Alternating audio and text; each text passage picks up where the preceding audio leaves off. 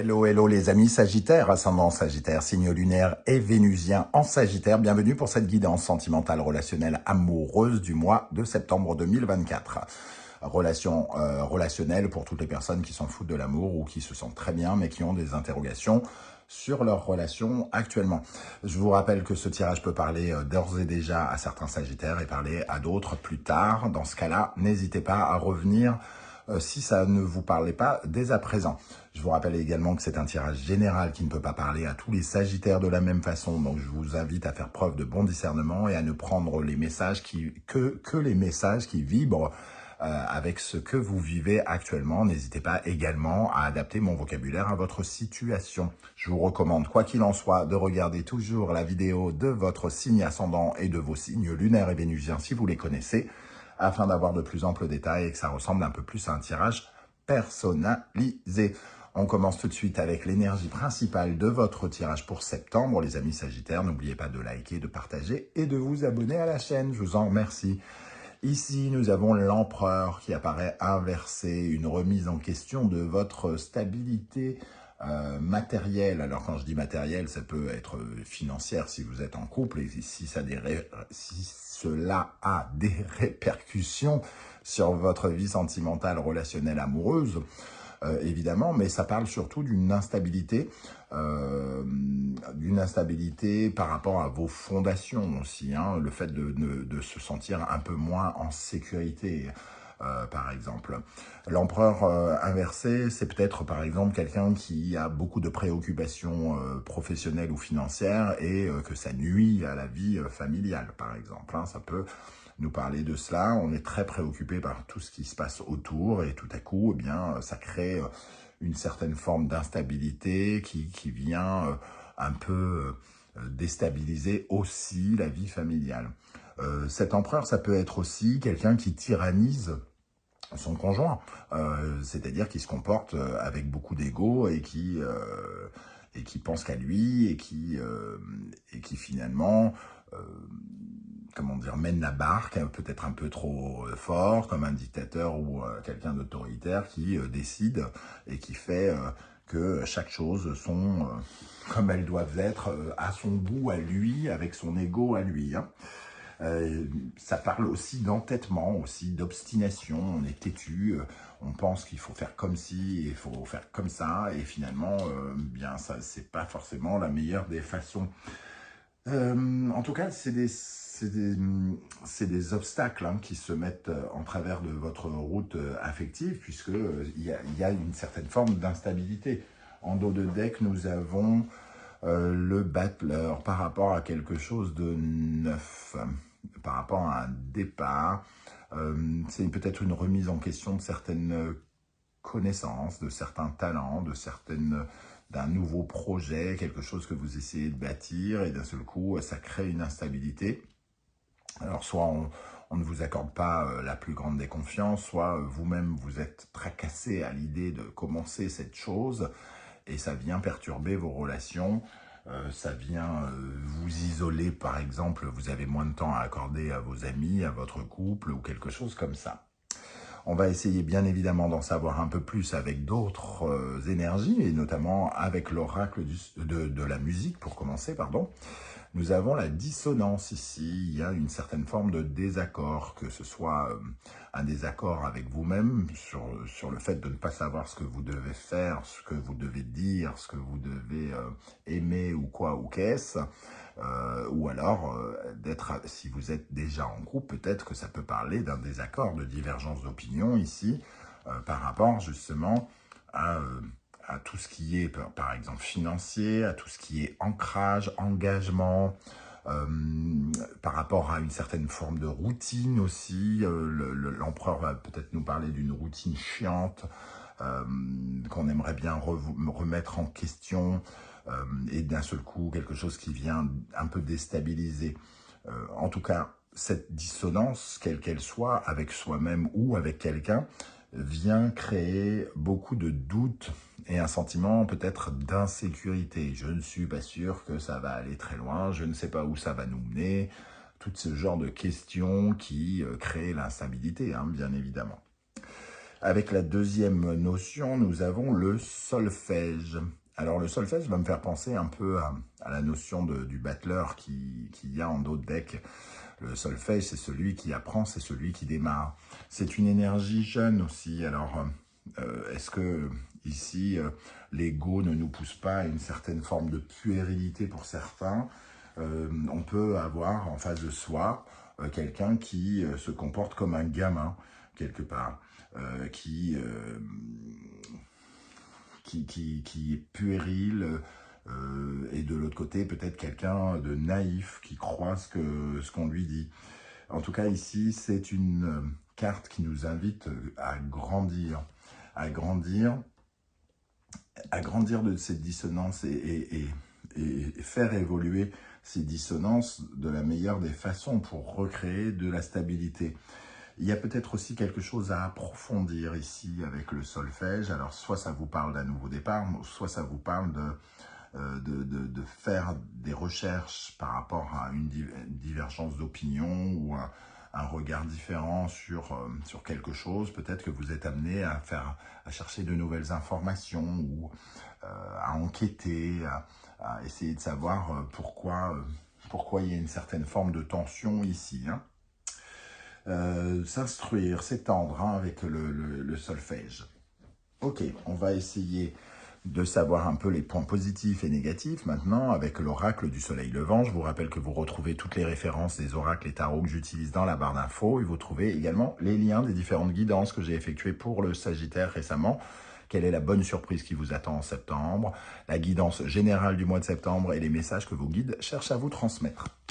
Allez, pour les Sagittaires, ascendant Sagittaire, signe lunaire et vénusien en Sagittaire, quelle est l'énergie qui peut vous aider à restabiliser ici la situation, par exemple?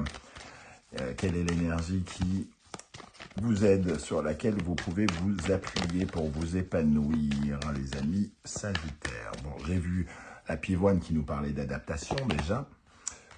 Le soleil levant. Alors, on trouve le battleur, on trouve le solfège, et ici, le soleil levant. Ce qui vous aide, c'est un nouveau départ. Alors, je ne sais pas, quand on dit nouveau départ, ça ne veut pas forcément dire quitter quelqu'un pour se lancer dans de nouvelles aventures. Mais en tout cas, il faut changer des choses. Ici, un nouveau jour se lève. Et il faut aller dans le sens de ce jour qui se lève, hein, quelque part. Le soleil levant, c'est quand même la première carte de l'oracle. Et c'est surtout une énergie qui apporte de la lumière, du rayonnement, du dialogue. Il faut ouvrir le dialogue d'une nouvelle façon, si jamais il y a une dissonance, quel qu'il soit. Il faut aussi, avec le solfège, comme on a un enfant ici, c'est un peu peut-être écouter davantage son enfant intérieur aussi, ici dans ce contexte particulier. Pour moi, il y a quand même la possibilité de créer du renouveau dans les échanges pour les couples et pour les autres, la possibilité de faire peut-être des rencontres pour les célibataires à partir du moment où on arrive à être clair avec soi-même, hein, parce que la dissonance chez les célibataires, c'est plutôt un conflit intérieur. J'ai envie, j'ai pas envie, j'ai envie, j'ai pas envie. Et ici, l'empereur, c'est peut-être... il a peut-être du mal à s'engager et à prendre ses responsabilités par rapport à ce choix. Donc, vous ne savez peut-être pas encore si vous avez vraiment envie. Et certains pourraient être amenés à y réfléchir rapidement, peut-être avec le soleil levant, peut-être avec une rencontre qui va les inviter à vite réfléchir et à savoir exactement ce qu'ils veulent. Alors, quelle est l'énergie, au contraire, qui vous ralentit, qui vous freine, qu'il faudrait travailler, sur laquelle il faudrait travailler, les amis Sagittaires, dans le domaine sentimental, relationnel, amoureux, ici, avec cet empereur inversé, qu'est-ce qui vous freine?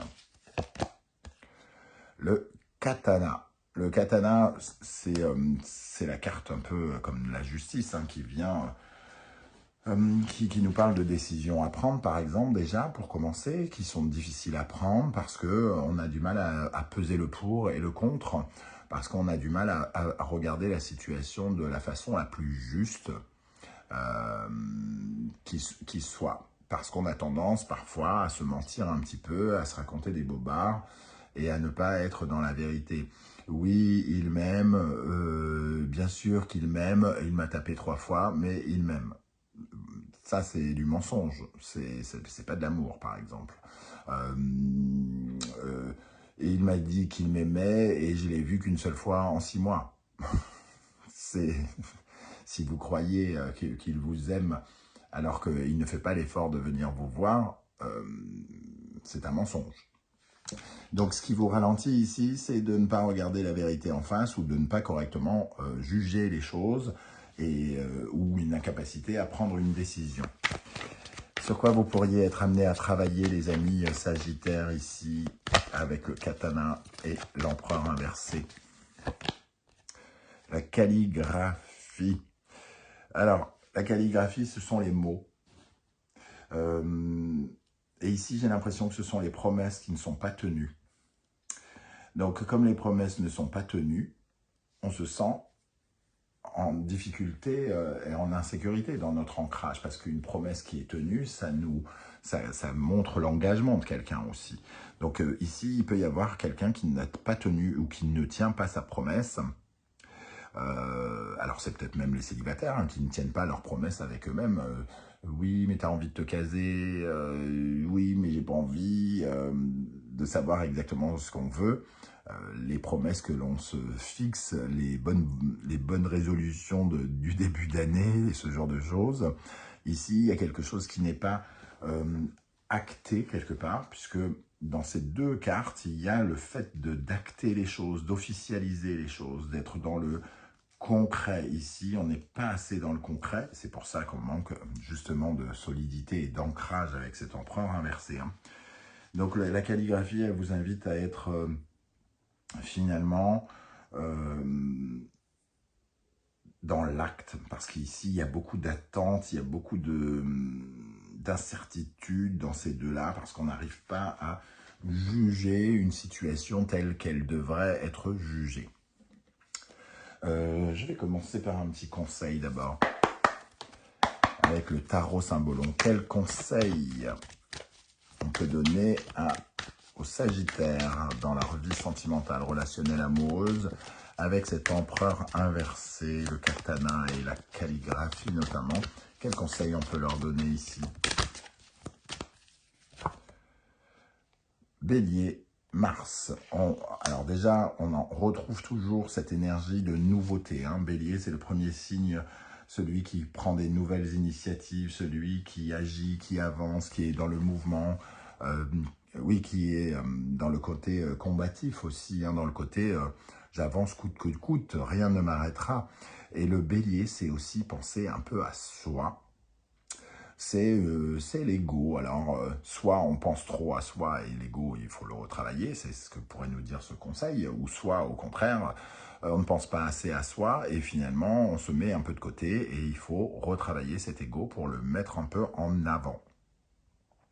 En avant et prendre des décisions qui correspondent à de nouvelles initiatives, à de nouveaux projets.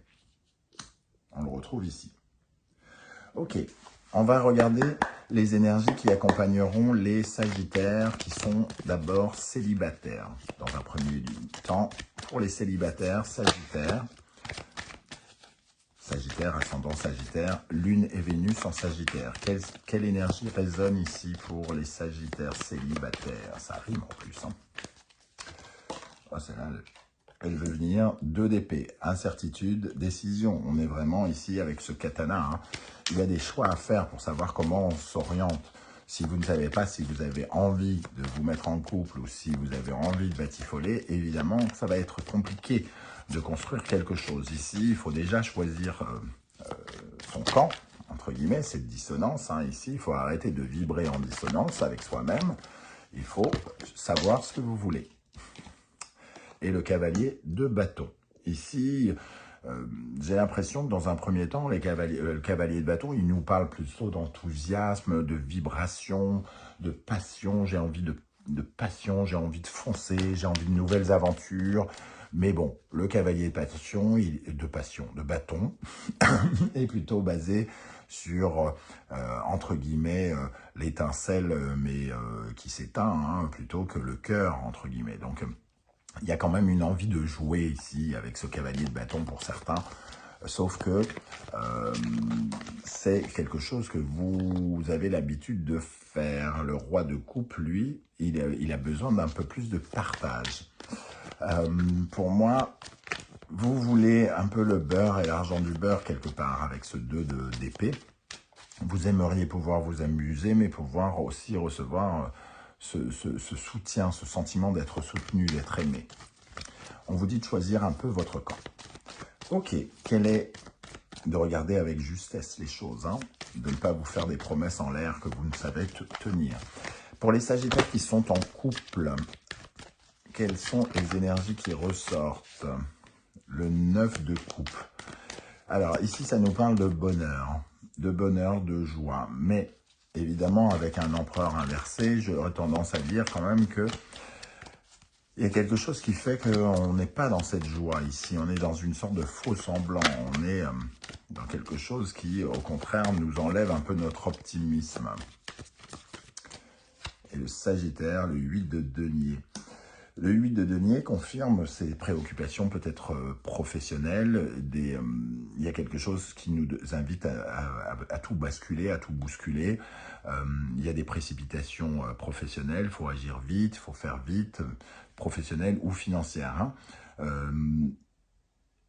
Pour moi, il y a quelque chose d'un peu négatif peut-être dans la vie professionnelle ou financière chez les Sagittaires, une crise ou quelque chose qui demande une implication tout à fait particulière et importante.